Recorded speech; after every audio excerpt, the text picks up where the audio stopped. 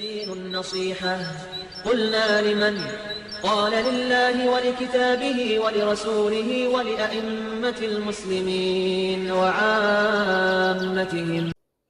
Il est essentiel, chers frères, de souligner que de nos jours, il y a des jeunes qui utilisent la même expression qu'a utilisé les Khawarij. Les Khawarij, eux, se basaient sur un verset du Coran. Inal hukmu illa lillah. Le pouvoir n'appartient qu'à Allah, ou le jugement n'appartient qu'à Allah, pour réfuter, pour refuser le fait qu'un homme puisse juger entre les affaires des hommes. Mais voilà, ça c'est une autre histoire, on ne va pas rentrer aujourd'hui dedans. Mais ce que je veux dire, c'est que ces gens-là, aujourd'hui, qui disent seul Allah peut me juger, eux, c'est une parole qui est juste. C'est un verset du Coran, Inal hukmu illa lillah, c'est juste. Le jugement n'appartient qu'à Allah subhanahu wa ta'ala. Mais, comme on dit les ulama, c'est une parole véridique, mais ils ont voulu par cela, al-batil, le faux, prêcher le faux. C'est une excuse pour eux, pour éviter d'accepter des conseils et des rappels bienveillants. Cette déclaration est parfois utilisée pour repousser ceux qui essayent de les conseiller. On a tous entendu.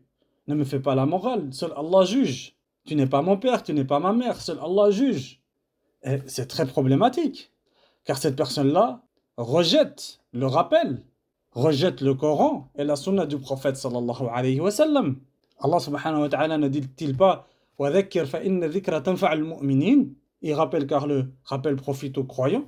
Notre prophète sallallahu alayhi wa sallam n'a-t-il pas dit ad-dinu an-nasiha? L'islam est le bon conseil. Allah subhanahu wa ta'ala n'a-t-il pas fait l'éloge de notre communauté par le fait que nous appelons à ce qui est convenable et nous interdisons le blâmable? Allah subhanahu wa ta'ala dit Kuntum khayra ummatin ukhrijat lin-nasi ta'muruna bil ma'ruf wa tanhauna 'anil munkari wa tu'minuna billah. Vous êtes la meilleure communauté qu'on ait fait surgir pour les hommes. Vous ordonnez le convenable et interdisez le blâmable et vous croyez en Allah. Nous formons la meilleure communauté car nous faisons ce travail-là. Nous faisons le travail des prophètes et des messagers. Allah subhanahu wa ta'ala a envoyé les prophètes et messagers comme Bashiran wa Nadhira, comme des avertisseurs, des annonciateurs. Ils sont venus avec des ordres et des interdits. Fais et ne fais pas. Mange et ne mange pas. C'est le travail des prophètes. Et la personne qui vient avec cette excuse-là vient renier le travail des prophètes. Le prophète sallallahu alayhi wa sallam, quand il vient et nous dit faites la prière, Allah vous a prescrit 5 prières de jour comme de nuit. Est-ce que la personne va dire tu n'es pas mon père, tu n'es pas ma mère, t'es qui pour me conseiller? Non, prophète de l'islam. Allah subhanahu wa ta'ala l'a élu, l'a choisi. Il les a choisis donc les prophètes, pour transmettre le message qui est qu'il y a des choses interdites et des choses autorisées. Et la chose la plus importante sur laquelle il les a envoyés, c'est le tawhid. Adorez Allah, ma lakum min ilahin ghayruh. Adorez Allah, vous n'avez en dehors d'Allah aucune autre divinité digne d'être adorée.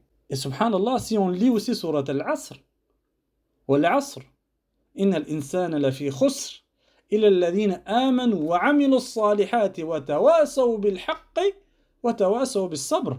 Par le temps, l'homme est certes en perdition, sauf ceux qui croient et accomplissent les bonnes œuvres, s'enjoignent mutuellement la vérité et s'enjoignent mutuellement l'endurance. Cette sourate souligne que le conseil mutuel et la recommandation de la vérité fait partie intégrante de la foi des croyants. Donc il ne faut pas nous faire tromper par Shaitan, car Shaitan va nous insuffler 1000 excuses pour délaisser la religion et pour que notre communauté régresse, car la communauté de Muhammad sallallahu alayhi wa sallam atteint un haut niveau quand ils appliquent le Coran et sa sunna.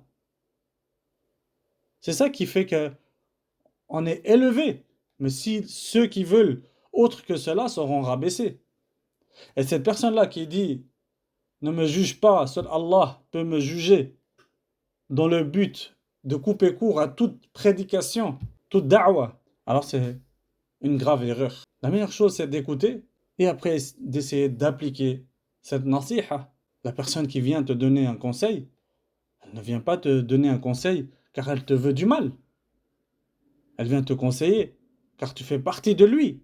Car les musulmans sont comme un seul corps. Et il n'y a personne qui accepte que qu'on lui ampute une jambe, qu'on lui ampute un bras, sans rien dire, sans essayer de la soigner avant qu'on ampute. On va tout faire, on va essayer de se soigner.